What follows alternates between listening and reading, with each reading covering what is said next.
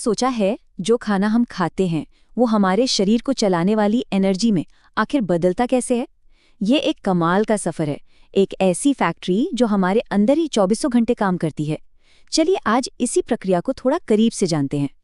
तो आज हम भोजन के इस पूरे सफर के 5 खास पड़ावों को देखेंगे। शुरुआत करेंगे कि ये ऊर्जा है क्या, फिर मुंह से होते हुए पेट, छोटी आंत और फिर इस यात्रा के अंतिम चरण तक पहुंचेंगे। सबसे पहले तो ये समझना जरूरी है कि डाइजेशन यानी पाचन इतना जरूरी है क्यों। देखिए, हमारे शरीर में जितने भी सिस्टम हैं, एक एक करके कुल 12 बड़े सिस्टम, वो सब के सब भोजन से मिलने वाली एनर्जी पर ही चलते हैं। इसके बिना शरीर का कोई भी सिस्टम काम ही नहीं कर सकता। तो सवाल ये उठता है कि अगर ये डाइजेशन हो ही ना तो क्या होगा? बहुत सिंपल है, हमें एनर्जी नहीं मिलेगी। शरीर की मरम्मत के लिए जो जरूरी चीजें हैं जैसे प्रोटीन और मिनरल्स, वो भी नहीं मिलेंगे।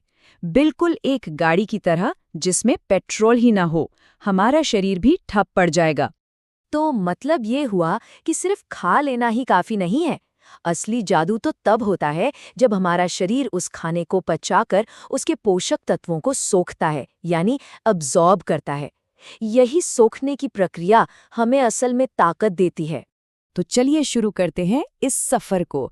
और ये सफर शुरू होता है पहले निवाले के साथ।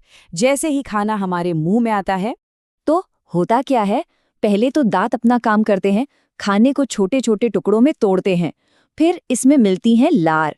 अब ये लार सिर्फ खाने को नरम नहीं करती, बल्कि यहीं से पाचन शुरू हो जाता है।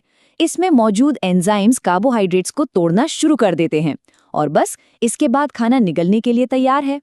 अब एक मजेदार बात, खाना हमारे गले से पेट तक सिर्फ गुरुत्वाकर्षण की वजह से नीचे नहीं गिरता। हमारी भोजन नली की मांसपेशियां एक खास लहर की तरह सिकुड़ती और फैलती हैं। इसे कहते हैं पेरिस्टाल्सिस।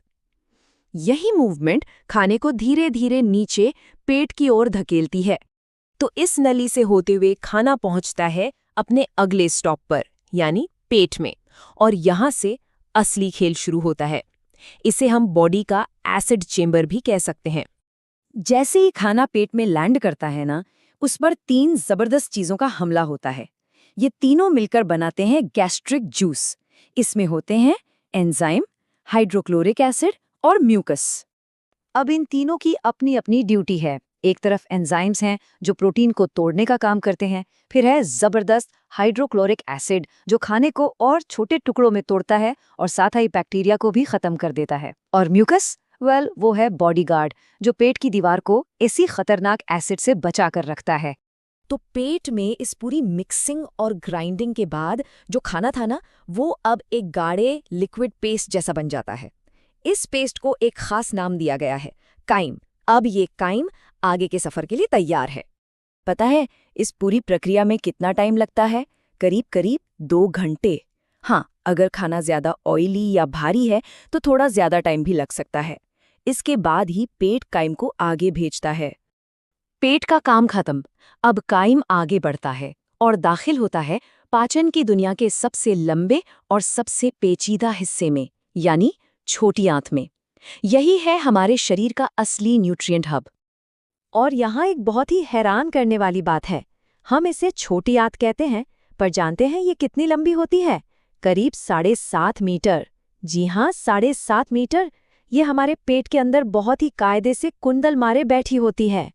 हाँ, तो छोटी आंत ये सारा काम अकेले नहीं करती। उसकी मदद के लिए आते हैं 2 बहुत खास दोस्त, लिवर और पैंक्रियाज। ये दोनों अपने स्पेशल डाइजेस्टिव जूस बनाकर छोटी आंत में भेजते हैं ताकि खाने का हर हिस्सा ठीक से टूट सके। और यहीं पर होता है असली केमिकल ब्रेकडाउन। लिवर से आता है बाइल जूस, वो खाने में मौजूद फैट को फैटी एसिड्स में तोड़ देता है। और पैंक्रियाज से जो जूस आता है वो कार्बोहाइड्रेट्स को बनाता है ग्लूकोज, जो कि शरीर की इंस्टेंट एनर्जी है।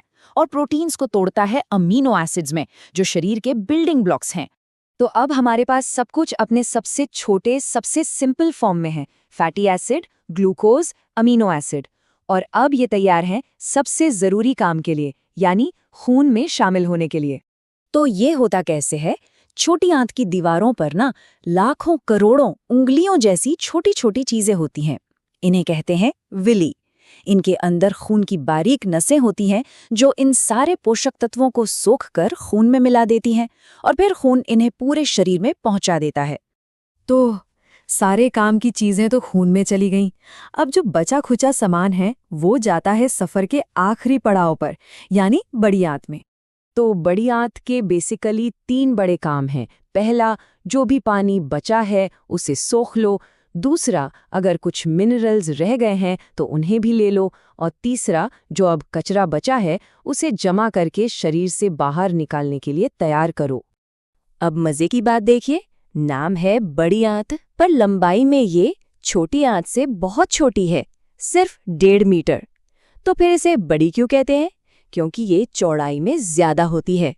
तो इस पूरे लंबे और मुश्किल प्रोसेस के बाद आखिर में बचता क्या है?